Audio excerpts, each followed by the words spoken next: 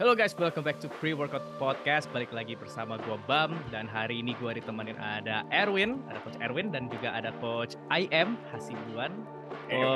Coach Iksan hari ini sembari ikut podcast lagi nge-programming juga. Jadi buat kalian klien-kliennya sabar aja. Biasanya kalau hari Minggu tuh memang jadwal kita untuk membantai program-program ya.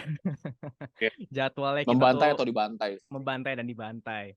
Oke, kita bakal lanjutin original series kita di beberapa minggu yang sebelumnya ya. Kemarin kita udah sempat bahas kayak apa aja sih the most skill or qualified coach or trainers, apa aja kayak skill set yang harus dimiliki. Kemarin kita udah sempat bahas kayak hard skill, habis itu juga soft skill. Terus juga kemarin bareng sama Iksan, terus juga ada Bapak Yuda, Beli Yuda. Kemarin kita juga sempat bahas kayak seberapa pentingnya sih sebetulnya hasil asesmen atau cara mengolah hasil asesmen itu tuh menjadi program yang terstruktur. Jadi bukan program sembarangan ya. Nah, untuk hari ini kita sebenarnya juga bakal bahas singkat aja sih ya. Jadi langsung to the point-nya aja. Kita bakal lebih spesifik lagi nih. Kita bakal lanjutin kayak gimana caranya atau ada nggak sih prinsip gitu loh untuk menentukan exercise selection dan juga nanti later on itu juga gimana setelah udah ditentukan exercise selectionnya itu gimana nih cara pengurutannya atau exercise ordernya gitu kira-kira teman-teman ya. Nah kalau sekarang gue bakal oper pertanyaannya aja deh kira-kira untuk Coach Iksan dan juga Coach Erwin. Kalau menurut kalian gitu ya, kemarin kan kita anggap aja lah sekarang nih kayak kita sudah selesai nih ya mengakses orang nih atau clients kita. Jadi nggak sembarangan nih, nggak cuman kayak ngelihat secara visual kayak wah ini nih kasih ini atau kayak lihat wah gue lihat di YouTube atau di TikTok gitu ya atau Instagram kayak ini exercise-nya keren nih, gue kasih aja ke klien gue gitu kan. Tahu-tahu cedera.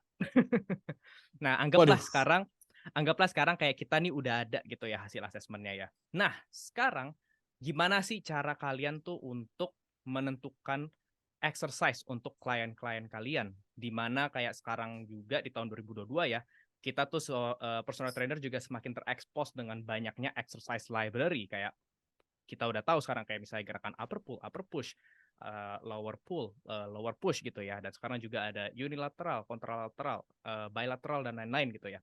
Mungkin gimana nih? Ada nggak sih prinsip untuk menentukan exercise yang kita dapat nih dari hasil assessment untuk klien-klien kita? Siapa dulu mungkin yang mau jawab? Erwin dulu yang Iksan dulu ya. Enggak, Iksan dulu. Yang mau kawin dulu. Sweet.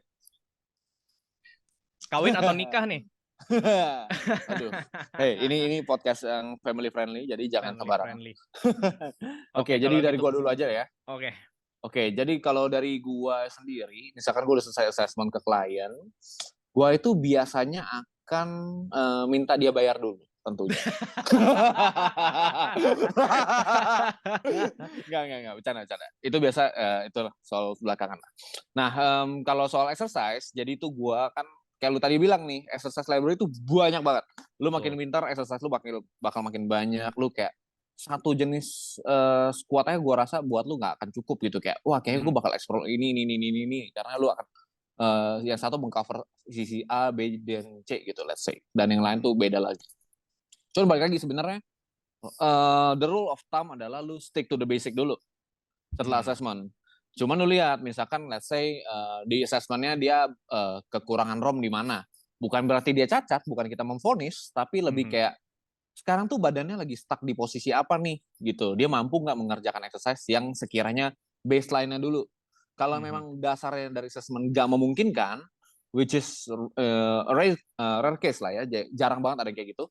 Ya udah kita alternate aja ke regression atau mungkin variasi yang sifatnya memfasilitasi limitasinya dia sekarang gitu loh. Ya, kenapa gue bilang sekarang? Karena pasti mobility lo akan berubah seiring berjalan waktu. Bukan karena mobility drill yang kayak gue bikin konten kemarin, tapi karena ya exercise yang lo berikan gitu loh. Ya kan, makin kuat otot lo, mobility-nya sendiri akan makin kuat gitu. Jadi kayak balik lagi, mobility drill sucks. Udah, itu kayak segue-nya. Tapi paling utamanya lagi, yang gue kasih adalah selalu let's say compound. Biasa gue kasih satu, paling beratnya let's say misalkan kalau splitnya dia dikit, otomatis satu hari lebih dari satu compound, pasti dua jadinya kan. Grup otot yang berbeda, either itu upper lower atau kita bagi depan sama belakang, anterior posterior. Nah cuman kalau misalkan let's say aksesori kan variasinya jauh lebih banyak lagi. Ada yang pakai Hmm. rotation, ada yang pakai badan lu stabilisasi pakai chest support, bench support segala macem. Itu ya menurut gua lu harus ngerti dulu sih sebagai trainer atau bahkan sebagai trainee yang self train lah ibaratnya self coach. Lu harus tahu apakah klien lu atau lu itu butuh rotation itu ataukah itu hanya sekedar pemanis aja biar lu nggak bosen ya. Cuman kayak balik lagi inti dasarnya adalah selalu back to basic. Lu harus tahu nih, lu kayak oke, split lu seminggu dapat berapa, otomatis lu akan tahu nih seminggu berapa kali latihan, splitnya apa, dan lu harus membagi latihannya itu apa aja. Dan kapan lu harus masukin yang ada rotation, yang ada alternating, segala macam, bla bla bla. Itu harus dibarengi dengan kemampuan lu itu mendeteksi dulu nih apa yang dibutuhkan. Kayak semuanya balik lagi demand supply gitu loh. Emang kesannya kayak muter-muter sih, cuman ya semuanya ada di sana gitu loh. Soal kompleksitas gerakan balik lagi ke fitness level, satu koordinasi, ketiga juga apa namanya ya, kayak environment juga ngaruh sih. Jadi kayak sorry ini gue nggak merembet agak jauh dulu di awal ya. Jadi kayak Nggak apa-apa. ada beberapa case kayak orang sering bilang kan kayak iya compound di awal bla bla bla. Cuman in some case beberapa klien gue termasuk bahkan Sam yang gue handle programnya itu adalah tipe-tipe orang yang perlu kerjain beberapa aksesori dulu. Tapi nggak bisa sembarangan juga. Jadi kayak aksesorinya 1 atau 2 biji dikerjain di awal, ya kasarnya kayak lu manasin mobil lah. Jadi lu badan lu lebih ready ya kayak warm up, tapi serius kan warm up, tapi at the same time juga nggak menghindar performance lu di saat itu untuk mencapai goal lu. Let's say lu mau performance strength, otomatis lu bakal pakai intensity tertentu, bebannya pasti serius. Dan lu nggak mau dengan ISO di depan itu mengganggu performance lu juga di hari itu sih. Ya itu sih sementara ya. Semacam Emang agak jauh. semacam itu ya, kayak GPP lah. pre-exhaustion lah Iya. ya. Lebih ke GPP-nya lah. GPP tapi GPP. udah dalam hari yang sama gitu. Hmm. Itu sih mungkin agak jauh, lu boleh balikin ke tracknya lagi. Nggak apa-apa. Kita kan ini kan gue nanya untuk kayak in general dulu kan. Nanti kita Ya. bakal go into more spesifiknya juga. Kalau dari Bapak Iksan gimana nih kira-kira nih? Kalau gue cuma nambahin dari si Erwin sih, kan udah di-notice sama si Erwin kan baseline-nya kan dari assessment dulu kan. Yang namanya selection kan pasti kan tujuannya buat si klien itu sendiri. Nah, kalau gue masih simple ya. Jadi, gue mah simple orangnya. Jadi ada 2 kan simpelnya. Ada assessmentnya berdasarkan mobility, kemudian level fitness, kemudian goalsnya orang itu apa gitu kan. Cuma 3 hal itu yang bisa jadi hal yang paling esensial buat kita nyusun program latihan. Exercise selection dengan adanya assessment, mobility dan level fitnessnya itu bakal mengeliminasi gerakan-gerakan yang bakal dipakai buat orang itu sendiri. Jadi kita bakal ruang lingkupnya bakal lebih kecil. Dan di exercise kita bakal sedikit pilihan-pilihannya mobility udah punya assessment dan goalsnya si klien itu sendiri. Jadi ya sebenarnya pada intinya kayak gitulah. Tapi versi panjangnya versi Erwin tadi. Oke. Jadi tadi memang jawaban Erwin itu ya, itu kan lebih kayak secara luasnya nih. Tapi tadi bagus banget ada beberapa poin yang lu sebutin. Misalnya seperti tadi lu sempat bilang kayak tergantung juga nih dari seberapa banyak splitnya kan per weeks-nya dia bakal dapat. Terus juga tadi Iksan barusan bilang juga kayak goals-nya. Jadi kita bakal balik juga kan ke spesifik gitu loh. Buat apa dulu nih goals-nya kan. Jadi kayak nggak bisa mentang-mentang misal orang misalnya kayak mau turunin berat badan nih gini nih, akhirnya kayak yaudah deh gue kasih semua gerakan yang cardio kind of style yang kayak yaudah suruh lompat-lompat doang, jumping jack gitu apa segala gitu kan. Exercise weight training pun tuh bahkan juga bisa leads to untuk bantu turunin berat badan lah gitu, atau misalnya buat hal-hal yang lain. Nah sekarang mungkin gue mau nanya lebih spesifik lagi nih. Tadi kan sempat di-mention tentang assessment ya. Jadi ternyata hasil assessment itu pun juga sangat menentukan nih exercise selection atau pilihan exercise yang nanti akan dipilih. Nah kalau menurut kalian kira-kira mungkin pertanyaannya kayak apa yang harus ditambah, yang dikasih gitu ya, dan apa yang nggak boleh dikasih gitu based on dari assessment. Kalau menurut kalian contoh apa sih yang misalnya, karena kan di sini yang dengar kan mungkin awam banget nih, masih agak kurang ngerti ya dengan istilah-istilah itu ya. Mungkin biar lebih simpel pertanyaannya gini, kayak contoh apa sih yang misalnya yang fatal nih, misalnya apa yang nggak boleh dikasih dari hasil assessment exercise apa yang nggak bagus gitu loh. Sebenarnya balik lagi sih, nggak ada exercise yang nggak bagus, cuman kayak kurang tepat aja. Apa yang not to add gitu loh, misalnya dari based on assessment-nya. Oke, paling dari gue dulu ya. Mm-mm. Oke, jadi ya sebenarnya paling basic itu ini kita bahas yang basic dulu nih. Jadi kalau misalkan basic, let's say hasil assessment shoulder flexion jelek, itu essentially adalah kemampuan lu itu membawa tangan lu itu ke atas badan lu tanpa kompensasi. Nah, misalkan jaraknya itu, let's say gue misalkan nyampe sini, terus sikut gue udah melebar buat bisa naik lagi ke atas kepala. Berarti kan ini udah kompensasi, bener gak? Nah, nanti pas kita pakai untuk latihan yang sifatnya close chain, misalkan kayak ya kompon-kompon yang pada umumnya lah, apalagi gerakan-gerakan skill calisthenics itu bakal butuh banget mobility badan yang setidaknya standar lah, nggak usah yang bagus banget. Nah, nanti di saat kita paksain pakai akan muncul discomfort. Nah, biasanya untuk trainer-trainer yang kurang ngerti atau bahkan orang-orang yang self coach yang kurang ngerti akan menganggap itu kayak ya discomfort dari latihan itu adalah hal yang biasa dan eventually it gonna lead into injuries and stuff. Or at least third layer atau at least second layer compensation gitu loh. Jadi kayak ya baik lagi ntar ujungnya juga cedera juga gitu loh. Cuman masalahnya cepat atau lambat, tergantung incrementnya juga. Bahkan ada orang yang nggak cedera, cuman ya eventually ntar posturnya juga aneh-aneh lagi gitu loh. Yes. Nah itu satu. Cuman yang soal ini gue juga tadi pas lagi ngomong gue sempat keinget nih Bam. Jadi soal what not to add yang sifatnya unnecessary lah ya. Itu banyak banget tuh, lu sering dengar gak sih apa ya, bukan tren di luar sana, oknum-oknum di luar sana tuh ngomong kayak iya stability training, coordination training. Men, masalahnya lu kerjain komponnya itu udah coordination, bahkan mau bilateral work pun itu lu bisa gerakin 2 sendi sekaligus, itu kerja yang cukup keras coy buat otak lu gitu loh. Jadi tuh buat apa lu kayak coordination, iya ganti kiri sekarang kanan segala bla bla bla bla, gerakan sirkus gitu. Nggak perlu banget. Apalagi kayak stability training itu gue paling lucu sih, kayak iya ngelakuin ini di atas bot subol, ngelakuin itu pakai permukaan yang enggak inilah. Masalah itu gini, emang bener yang namanya orang tuh kalau latihan di lapangan yang sifatnya kayak playing football, basketball, bla bla bla, itu pasti volatile banget. Itu kayak apa namanya, benturan akan terjadi di mana-mana. Cuman lantai yang mereka pakai emangnya lantainya jelly kan, enggak gitu loh, bukan bosubol kan, jadi otomatis ya lu cukup memperkuat otot lu aja, otomatis otot dan sendi-sendinya akan cukup apa ya, cukup durable lah untuk menghadapi berbagai jenis impact itu. Tinggal masalahnya volumenya cukup atau enggak, atau dan yang lain-lain gitu loh. Intinya kelatih atau enggak sih, gitu aja. Itu sih sementara dari gua. Kalau dari dulu gimana, San? Balik lagi gue bakal nambahin dong. kan udah Erwin kasih contoh tuh yang soal kayak shoulder flexion, orang punya limitasi gerakan gitu kan. Jadi pada ya kan sebenarnya kita tuh nggak bakal menghindari gerakan sebenarnya. Kita nggak bakal menghindari melatih bagian-bagian yang limit tersebut sebenarnya. Yang justru kita lakuin adalah memilih exercise yang sebenarnya oke buat dilakuin, yang sesuai sama ruang gerak si klien itu sendiri yang punya limitasinya. Ya kan? Nah, yang pada akhirnya, tujuan akhirnya adalah justru untuk improvisasi kekurangan itu tadi. Jadi, ya exercise selection tuh tujuannya adalah seperti itu. Kita memilih exercise yang benar-benar suitable buat si kliennya itu.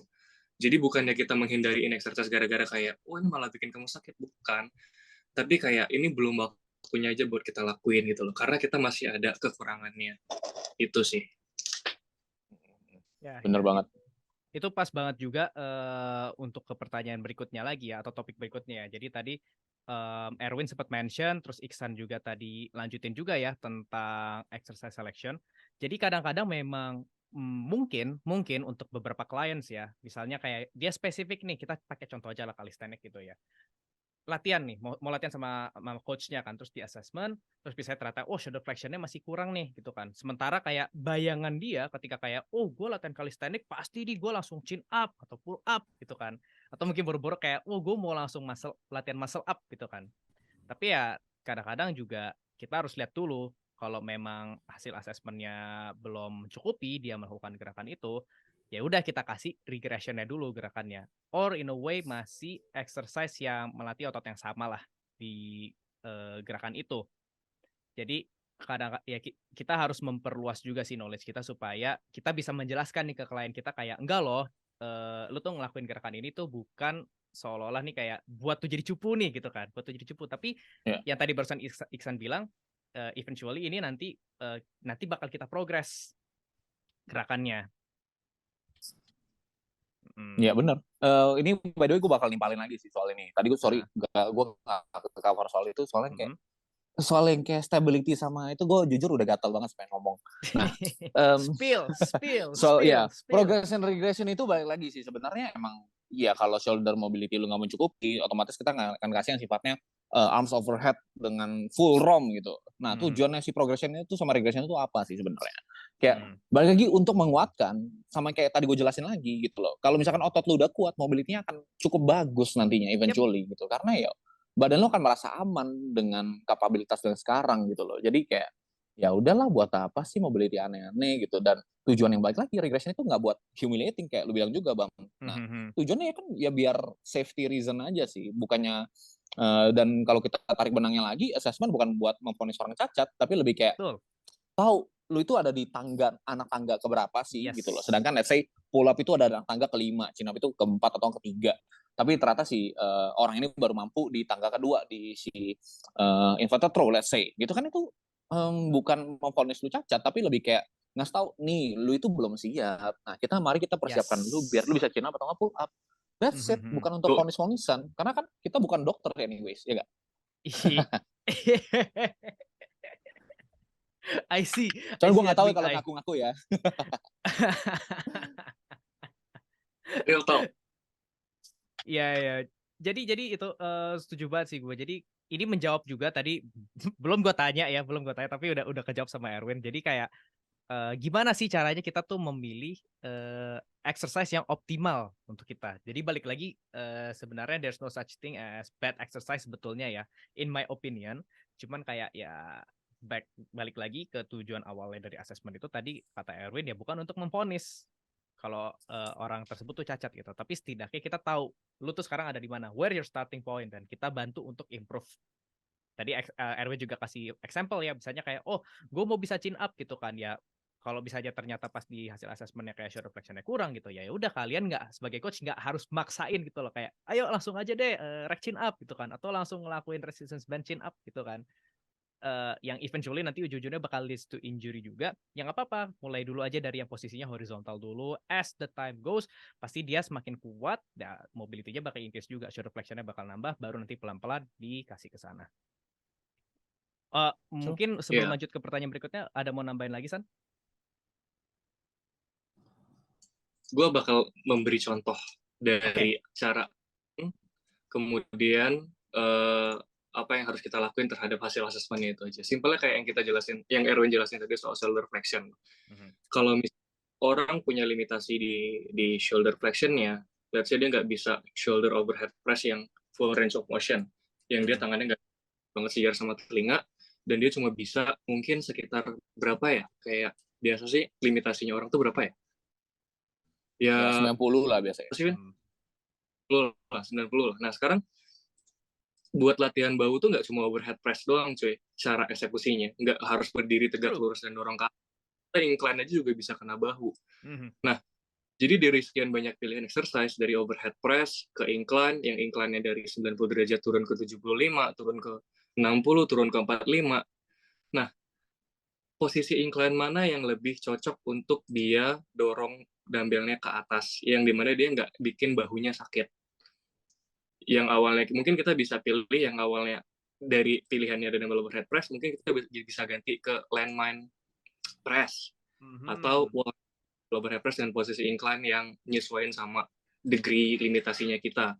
Nah itu yang dinamain exercise selection. Jadi kita nggak sembarangan, bukan karena kayak kita pengen aja, tapi kita ada alasan kenapa kita ambil itu gerakan.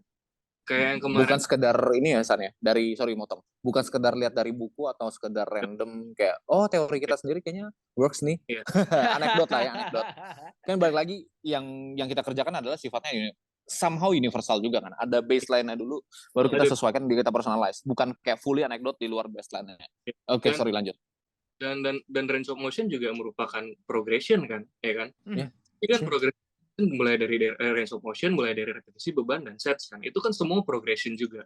Balik lagi jelasin di podcast kemarin, ya kalau seorang coach nggak bisa ngejawab pertanyaan dari seorang klien, kenapa gue udah kasih exercise ini, berarti dia nggak menyusun program latihan dengan benar. Kalau Oh. program latihan kayak, kenapa sih gue dikasih landman press? Oh, karena lo tuh limit overhead press-nya. Lo tuh lo nggak bisa dorong ke atas dengan memberi tanpa kompensasi gitu, ya kan? Dia bisa jawab dan itu berarti coach lo bagus. Tapi kalau coach lo nggak bisa ngejawab pilihan exercise yang dia ambil, kenapa dia ambil itu, berarti dia pilihnya random banget berarti. Lo harus mempertanyakan sesi yang berikutnya. Lanjut. Itu aja berarti ya mungkin ya tambahannya ya. Nah, Ya. sekarang mungkin untuk pertanyaan terakhir ya. Tadi kan kita udah tahu nih kayak mulai dari hasil asesmen, baik lagi ke asesmen lagi. Asesmen, terus juga dari hasil asesmen gimana cara mengolahnya dan akhirnya menentukan nih exercise selection-nya kayak apa aja yang dipilih dari berbagai macam exercise library yang bisa kalian pilih. Nah, terakhir setelah kita udah mendapatkan ya kayak klien kita tuh latihannya ini gitu kan. Tadi sebenarnya Erwin udah bilang sih di awal-awal. Cuman sekarang setelah kita mendapatkan exercise selection dari klien kita, nah sekarang gimana nih caranya kita untuk menyusunnya atau exercise ordernya? Oke, mungkin dari Erwin dulu. Ya, tadi gue udah sempat bahas itu juga sih di awal kan. Kayak sudah pasti compound itu di depan karena SFR-nya, stimulus to fatigue ratio, kayak effort yang dikeluarkan dan capek yang lu dapat itu ada cukup capek di awal lebih baik karena udah pasti namanya compound lu akan lu akan mampu dan emang biasanya angkat beban lebih berat di compound otomatis selalu di awal. Jangan sampai lu udah loyo banget karena isolation dan biasanya lu push close to failure untuk orang-orang tertentu. Jadi kayak balik lagi kalau komponen nggak maksimal kan yang ada kompensasi dan cedera sih. Bahkan lu nggak usah mobil itu jelek deh, mobil itu bagus, fatigue lu udah parah banget, udah build up dari isolation udah banyak, terus lu masukin komponen berat, ya good luck aja sih. Ya paling siap-siapin kocek lu aja buat member di ini tempat rehab gitu loh. Ya bukannya gue menjelekkan sih, cuman kayak emang dasarnya itu kalau misalkan lu nggak wise untuk exercise order lu, nah itu lu sebagai klien juga lu harus mempertanyakan sih kayak kenapa yang ini duluan, kenapa yang ini terakhir gitu. Ya udah gitu aja sih. Kalau dari lu San gimana San? Ya balik lagi ya ke goals, lu nggak bakal jauh-jauh dari goals ya. Apa tujuan lu? Lo mau strength apa hypertrophy? Kan yang paling sering jadi perdebatan seseorang kan pilih leg press atau barbell back squat. Iya. Nah, sekarang balik lagi tujuan lo pengen improve strength atau pengen improve hypertrophy. Kalau misalkan lo pengen improve strength, lo bakal pilih barbell back squat dan bakal menempatkan itu di awal. Nah, sekarang dari masalah squat lo ada masalah-masalah shifting nggak dan lain-lain gitu kan. Jadi dari situ muncullah lagi exercise baru yang tujuannya buat diimprovisasi supaya squat lo nggak shifting. Nah, itu lagi-lagi balik ke exercise. Nah, kalau misalkan lo nargetin hypertrophy, sekarang lo lebih pilih leg press. Nah, leg press kan lebih minim, ya kan? Nggak mungkin shifting lah di leg press. Apa yang shifting di leg? Paling lebih imbalance-nya lebih dari segi strength kiri dan kanan kakinya kita, ya kan? Sekarang yang limit dari strength kiri kanannya yang mana nih yang paling lemah? Oke, yang kiri. Berarti kita kuatin yang kiri. Berarti kita ngerjain bilateral movement-nya juga kan gitu, exercise selection. Itu aja yang tambahin. Jadi lo balik lagi ke apa goals lo, kemudian apa caranya buat meraih goals itu aja. By the way gue ada sorry Hmm. motong, gue bukannya ada tambahan tapi gue ada pertanyaan sih San. Tadi kan lu udah sempet bilang soal kayak lu harus milih hypertrophy atau strength. Kalau gue mau jadi power builder sama rutin bisa nggak? Ya bisa, banyak. Tinggal lo ngatur aja program latihan cocok nggak buat lo gitu. Udah lanjut. Tolong ini langsung tolong dievakuasi. Oke, lanjut. Tadi sih mungkin gue mau kasih tambahan terakhir ya kalau untuk exercise order. Kenapa San? Power builder apaan gue nggak ngerti. Gue juga nggak tahu. Gue cuma ikut-ikutan doang bro. Itu lagi rame soalnya kan. Oke, lanjut. tadi itu gue mau apa sih? Oh, gue mau nambahin ini mengenai exercise order. Tadi sempat di-mention juga sama lo, Win. Itu juga bakal berpengaruh dari splitnya. Kayak how much split juga yang bakal kalian dapetin dalam 1 minggunya kan. Automatically pasti kalau misalnya kayak kalian frekuensinya dalam seminggu latihan cuman kayak 2 kali atau 3 kali gitu kan. Itu tentunya pasti nanti juga bakal menentukan urutan exercise-nya nih. Misalnya mau 4 kali, 5 kali atau mungkin 7 kali dalam seminggu ya. Itu juga bakal banyak banget menentukan pengurutan exercise-nya. Tadi sempat Erwin mention juga ya. Jadi itu tadi sebelum kita mulai podcast ini kita ada bincang-bincang juga, ternyata kayak nyambung juga nih akhirnya. Tadi sempat lu mention, Win, ya, tentang yang apa lu bilang kalau splitnya itu semakin banyak ya, split training makin banyak, artinya kan fatigue-nya makin borongan juga tuh. Mungkin bisa lu jelasin nggak? Oh, sorry. Itu yang pembicaraan kita sebelum mulai ya. Iya. Soal kayak borongan, let's say kayak gini. Tadi kita sempat bahas kayak kapan lu masukin aksesoris squat di hari squat yang bersamaan, let's say kayak gitu, atau enggak, atau jangan, apakah kapan lu harus taruh aksesoris squat di hari hinge yang dimana lu deadlift sebagai main worknya. Jadi simpelnya gini, kayak makin banyak hari lu dalam seminggu, otomatis splitnya kan volumenya akan ke spread lebih banyak gitu ya. Otomatis fatigue-nya tuh nggak borongan. Kalau fatigue-nya nggak borongan, ya udah exercise choice-nya lu bisa kayak lu bagi di kategori yang sama dalam satu hari. Saya kayak ini dari gua sendiri ya, dari penyusunan program gua itu gua lebih menerapkan ini di lower. Karena kan balik lagi lower itu juga nggak terlalu banyak kategorinya kan.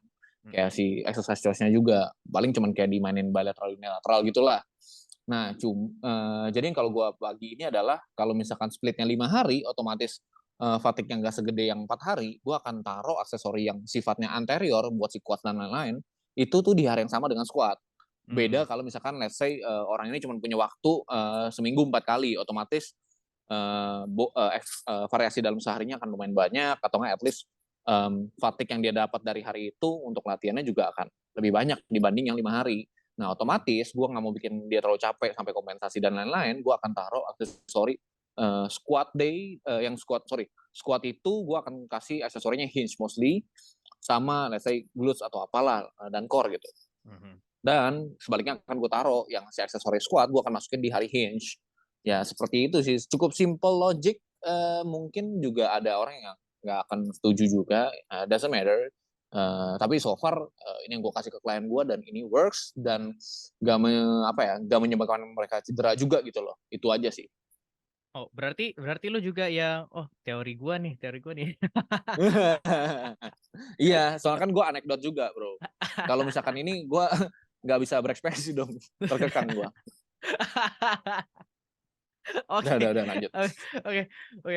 Mungkin sebelum gua ada penutup dari lu, ada tambahan lagi, San, atau sudah?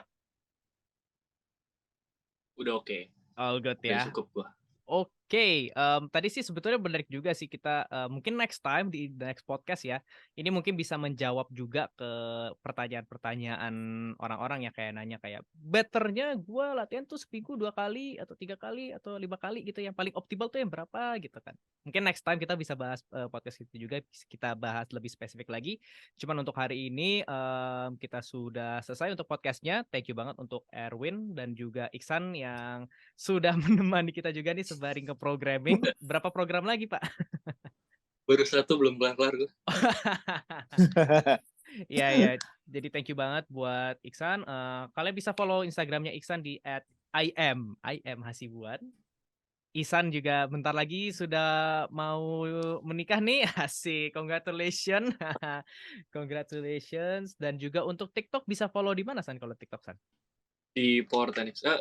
Yang mana dulu nih? Power Tenix atau TikTok lo lah. Sama dong, IM Hasibuan. IM Hasibuan juga ya.